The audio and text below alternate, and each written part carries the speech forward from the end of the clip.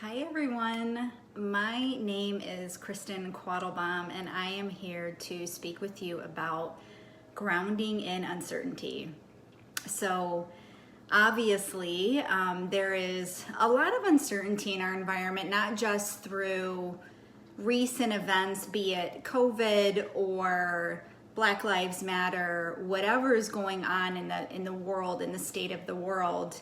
There's a lot of things that can come up in terms of uncertainty in our general lives, right? Like whether it's losing a job, falling out of a relationship that is no longer working or serving you, moving on from being a parent for a long time. There are a lot of things that can shift and change in your life that create uncertainty. And we don't fear uncertainty itself. We fear what we think we know about uncertainty, the stories that we create about what it means for us, right? So I wanted to share a little bit about my background to give you a little idea of why I am passionate about this particular topic, because it is something that I live through on a daily basis, and I've struggled with a lot in my life, and that makes me walking along this path with you. I am by no means a full-on expert, or have I figured all of this out, but I have a lot of tools that have helped me along the way, and I want to share them with you today. So a little bit about my story. I have a corporate background and I spent about 15 years in corporate. And when I moved, I'm just going to skip around a little bit, but when I moved back to Buffalo, which is where I am now, I took a job at a bank and started my job as a senior analyst. And over the course of about 8 years, I had 8 promotions. I had all the things that you could dream of from the outside in. I had the job, I had the money, I had the house. I was taking care of myself, and I was on this path that looked like, I was unstoppable. It looked like there's no way I could possibly be unhappy, but I was. And what ended up happening for me was I started experiencing a lot of anxiety because I was burying all the pain that I was feeling. I was suppressing it, and eventually it just came to a head. It had to come out. It had to go somewhere.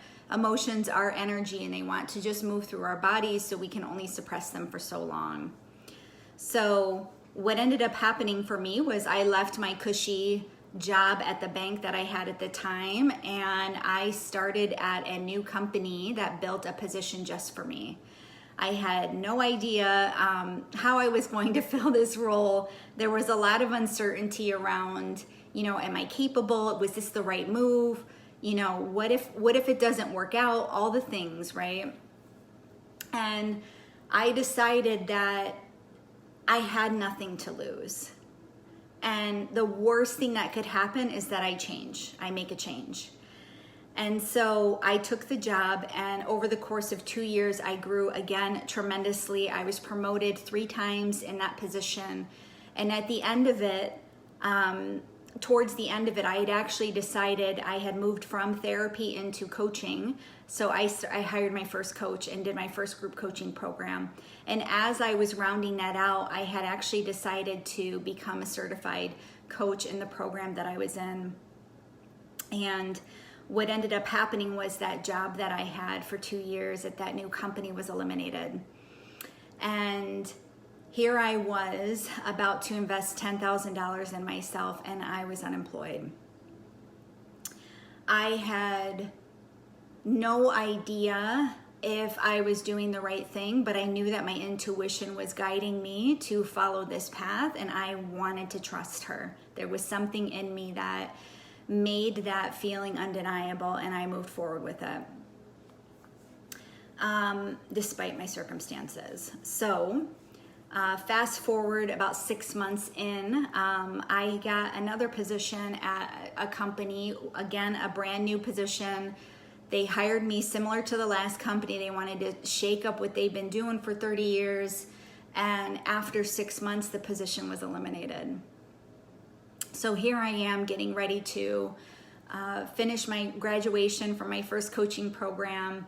And I knew that losing 2 positions within a year of each other was a sign. It was an invitation for me from the universe to start my own company, and that's what I did. So I started my company, KQ Coaching, a year ago this past March, and I've never looked back. Entrepreneurship is a rocky road. It's a roller coaster. There's a lot of ups and downs. There's a lot of uncertainty. So I have to continue grounding and seeking my own truth throughout my path. And that's why I believe that I am here today speaking about this topic. So I wanted to talk to you about things that worked for me. The first thing was having an intentional environment. So when I had that first position eliminated, I thought to myself, okay, if I'm going to be at home every day, if I'm going to figure this out and figure out what's next for me and really get into, who I am, who I want to be, what are my next steps, I want to create an environment that helps uplift me, that creates a high vibration for me. And so I had a diffuser on every single day. It's right behind me here. It's on right now. I have a blend in there that encourages self-love. And first thing I did every single morning was put my diffuser on. I put on YouTube on my TV, and I'm actually going to walk around and show you guys at the end of this, just that I practice what I preach. I'll show you a little bit of my environment. On YouTube, there is a channel called Meditative Mind, and it's all about sound healing. So sound healing and sound waves, if you are familiar, have healing properties. There's actually a study that has with water, and they play different types of music with the water, and when they're playing like beautiful, serene, high vibe music, the water forms this just beautiful properties the water forms. And then when there's like heavy anger music sort of playing, there is like thrashing in the water, like as if like lightning bolts or something, if you will. So sound has healing properties. So I would play this station to create the vibration in my environment to help me heal, to help me, lift out the toxins that were in my body that I maybe wasn't present to. Palo Santo is known as the holy wood, and it is good for clearing negative energies in an environment and in yourself. So you can burn it and you can breathe it in yourself, and you can also release it into your environment and ask that you release anything that is no longer serving you in the environment. There are other things that do this. There is an orange cleanse ritual that you can also do, where you take orange water and you flick it at the corners of your rooms and ask that negative energies be released from the space. And also something that I learned recently about sage is that sage clears both negative and positive energy. So if you do use sage, it's important for you to intentionally request that you're only removing negative energy from the space. Crystals. So crystals also have a lot of healing properties. They all stand for different things. I have a necklace on right now that is smoky quartz, and I also have smoky quartz in my hand right now. Smoky quartz is good for grounding, and it's good for removing negativity. So I honestly, they say with crystals, like regardless of knowing what they do in your life, the first set of crystals I actually bought was for chakra healing. I took this chakra course and I bought a crystal for each chakra. This was actually one of the first crystals that I bought. The smoky quartz is good for the root chakra, which is grounding. And then beyond that, I actually went into crystal stores and I let their energy speak to me. And the crystals that I felt drawn to, it was really interesting to read their descriptions after I had picked them out. So crystals in your environment, and then plants. I started buying more live plants to have in my environment, right? Live plants are air purification. I wanted to bring more of the outdoors into my home, which I live in Buffalo, so we do have a hefty winter, and it was important for me to have plants in my environment. The next piece I want to talk to you about is activities. So what did I do to help me ground in uncertainty? The first is meditation. So I've been meditating now for 2.5 years, and it's something that I feel like when I speak to people about it, it's something that they've struggled to keep on in a consistent basis in their life. And they often get discouraged because they notice their mind wandering in meditation. And the mind is the mind. The mind is meant to wander. The mind is meant to think. Meditation is merely bringing yourself back to the activity that you're doing. So if you are sitting in silence, if you are focusing on your breath, if you are focusing on a candle flame, if you are focusing on walking, whatever you are doing, as long as you notice your mind wander, you acknowledge it and bring it back to what you are doing, that is the act of meditation. And for me, honestly, I was listening to so many people that I respected as mentors that use meditation and proclaim that meditation changed their life. And again, going with this mentality of what do I have to lose? Why not just try it and see what happens for me? How can it have been so successful for all these people? Why is it this tool that everybody praises? How could it not work for me? So I was just willing to give it a try.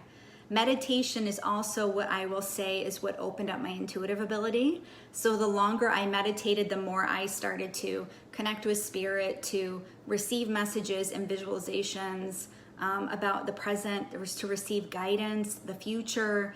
I started downloading wisdom that I didn't have access to before. There were a lot of things that meditation opened up for me, and it's only continued to get better. Epsom salt baths. Epsom salts are good for cleansing and detoxing. So they are good to pull out negative energy, to pull out toxins from your body. I take Epsom salt baths every single week, if not more than once a week. Pulling oracle cards. So I actually bought a couple of decks. Again, similar to crystals, I went to a store. I was in California at the time, and I went to different crystal shops and I looked at cards and I just asked, and I just, again, felt the energy and figured out what is the deck I want. And I really wanted to use it as a way to pull guidance for the day. So what is the message that I need to hear today? Certainly you could use tarot cards, there's affirmation cards, there's other types of cards to use as well. Podcasts and reading. So if you cannot afford to hire a coach or therapist or someone to offer a different perspective to you, do that. There's so many free resources on the internet, whether they're documentaries, Tony Robbins' I'm Not Your Guru, and Brene Brown's Brave, I don't know what her documentary is called, but there's one from her on there. There are different documentaries, a ton of podcasts. The first podcast I ever listened to was called Earn Your Happy by Lori Harder. And I also used to listen to My 7 Chakras, which is what got me into that chakra course that I took. And really just choosing to surround yourself with the energy, like, you know, what is it that you're struggling with and what resources can you access that are free for you to just be in the energy of these people that have figured out something a little bit further than you have. Walking. Being in nature is one of the things I love to do. I love to touch plants, especially in the spring or when there's new growth on trees. I love touching the trees. It just makes me feel really connected and grounded to the earth and in my energy. And then walking, it's just a feel-good activity, moving your body, moving the energy through your body, right? Not letting it stay stagnant is really important. Journaling is something that I struggled with off and on for a number of years. I ended up going to this journaling workshop, and he played music as he guided us through journal prompts, and the music was what changed everything for me. I hadn't been treating journaling like I had my environment every day, you know, so why not light a candle if I want to light a candle and journal next to that? Why not play Morning Acoustic is the station that I like to listen to on Spotify when I journal? Why not create my ultimate environment? I love music. I could spend hours in front of a jukebox, so why not use that? Again, with the sound healing properties of sound, why not leverage music in your process? Facing my fears. So the worst thing that you can do is to allow your feelings to stay within you and not release them. You can do this a number of different ways, whether that is journaling, you can speak them out loud. So even just noticing what's coming through in your mind and speaking it out loud or acknowledging it, however you need to do that, facing them is really important. And the way that I do this specifically is I will sit down and I will write, you know, what are my fears right now? What is causing me the most anxiety? And I write all of those things down, and then I go by each one and I ask if it's true. Is this true for me? Where did I get this from? You know, who told me this? You know, do I really believe it? Is this mine? And then I would ask, what is mine? Because none of them ever are. You know, there's always a counter truth that goes with every fear or anxiety that I write down. So that's what I do. It's really, how can I shift this fear, or how can I face this fear and ask for truth? Post-it notes. So when I was struggling with things, or when I was particularly working on something, I would write down affirmations on Post-it notes and put them on my fridge. Affirmations, if you know anything about them, they will not work if they're too drastic and that you don't believe them, because you have to believe them in order for them to work. So one tip that you can use if you're struggling with relating to your affirmations is just adding "I am in the process of" in front of it, instead of just I am in the process of. It's just a little transition trick that allows you to train your mind not to work against you or sabotage you in your attempt to believe it. Limiting social media. So anything that we consume in general, always ask your intention behind it. So when you are scrolling social media, when you're going to the cupboard for food, when you are binge watching things on TV, when you are binging alcohol or food, when you are having a lot of sex, when you are gambling, when you are doing anything in an overconsumption capacity, always ask yourself, what is my intention here?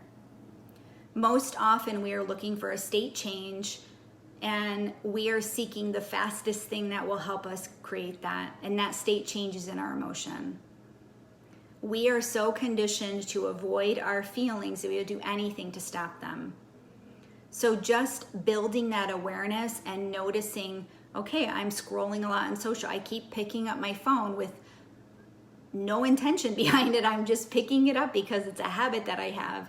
You know, what are you doing mindlessly? And how can you bring more awareness to that activity so that you can shift it into higher vibe activity? Being around friends that support you, that's really, you know, it sounds really simple, but being in a space of friends who understand you and who will challenge you to grow and challenge your perspective. It's really important to surround yourself with people that help you grow as opposed to keep you small and stagnant. Honing is a technique that I learned. This is an energy practice. So if you want to cleanse energy from your body, something, if I can stand far enough back here, but what you do is you take your hands and you put them down. I have them down by my side right now, and you take a deep breath in and then out through the mouth. And you come back to your heart. Your intention is to take a deep breath in. I am breathing in love and truth, and I am releasing anything that is not serving me and coming back to my own truth. What else here? I lost my spot. Movement.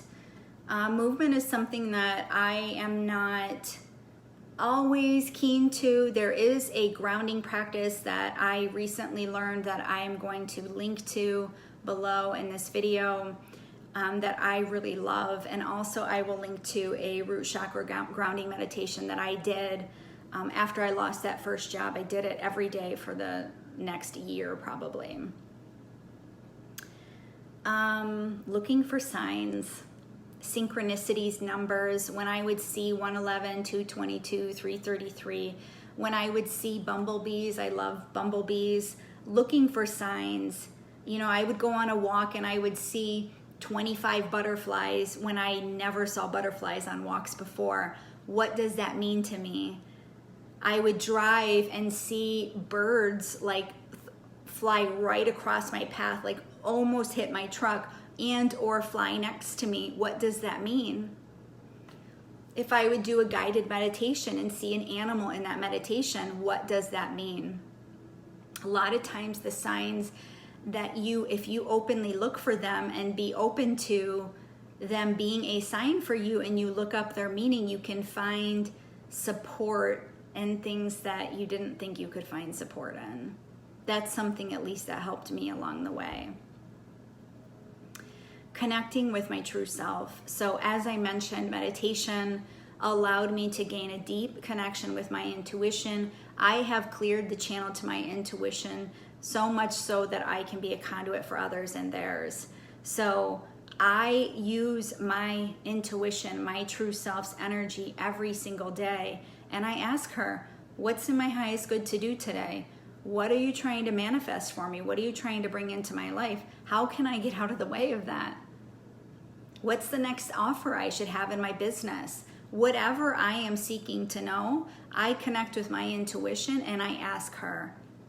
I have learned to seek within me what I previously sought for outside of me. Full moon, the moon is a powerful energy. So we have a full moon coming up. Actually, I think the window is open now where we are technically in the full moon energy, around 48 hours or so. Tomorrow night, I think, is the technical date, June 5th for the full moon. June 5th and July 5th this year are both full moon eclipses, which only amplify the energy more. Full moon is good to release what is no longer serving me. How can I release? How can I leverage this powerful energy of the moon to release what is no longer serving me? So doing a full moon ceremony. And the last thing I wrote down was breathwork. Breathwork is something very powerful to calm your nervous system, and you just have to find a practice that works for you. Breathwork can be very activating. It can also be very calming. So depending on the technique that you use, but honestly, a good place to start is just taking deep breaths in. Just a few deep breaths in, a minute of deep breathing will calm your nerves and bring you to a more grounded space. One thing that Eckhart Tolle said at one point was, when people get into if you find yourself getting into an anxious loop, ask yourself, am I still breathing?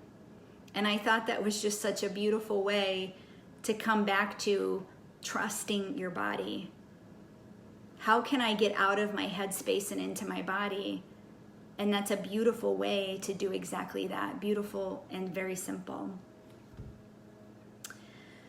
The next major topic I wanted to address was observation and curiosity. So a lot of the uncertainty or fear that we feel, the anxiety and fear that we feel, comes from our inner child. Our inner child is something that you can say, have you ever felt yourself react to something in a way that you almost felt like was an out-of-body experience? You know, that you felt that something is reacting within me and I don't really have control over it. I'm viscerally reacting to this. That is your inner child. She will kick and scream if you ignore her. So the best thing to do is create a relationship with your inner child. Your inner child is the version of you that created wounds as a child when you didn't feel loved, or when you felt afraid, when you didn't feel protected, when you didn't feel safe. So a big part of grounding is getting in touch with that part of you. Why is she feeling what she feels? And how can you create safety for her? And a lot of those activities that I talked about will do that. How can you come back to your body? How can you come back home to yourself to create that safety within you instead of seeking outside of yourself? How can you mother your child, your inner child, the way that you wish you were mothered when you were a kid? The observation piece is really, just coming to a space of noticing. So if someone says, I am an anxious person versus I feel anxiety in my chest right now, it's a very different response. So when you can be in a space of observation, it gives you your power back. When you identify with, I am anxious, I am feeling uncertainty, I am feeling fear, you give your power away to that feeling. When you say, I'm just anxious, I am just whatever you are saying, whatever label you're putting on that you feel is not changeable. That is all hurtful when you decide that not hurtful, but it's very disempowering to believe that you don't have a choice. So when you can come out and take a 50 level foot view and say, I am experiencing anxiety right now, let me get curious about it. What's going on right now? Why do I have these feelings? How can I shift them? It gives you your power back. Understanding and seeking the lesson. This is all about, why is this here for me? Everything is happening for me, not to me. When you're in a space of things happening to you, you're very much in victim mode. Very much, again, powerless. You're in a position where you feel you don't have a choice. So when you can look at, I believe everything is happening for me, what's in it here for me? How can I seek the lesson here? What is this trying to teach me? There's a lesson in everything. And also, everything happens in perfect timing.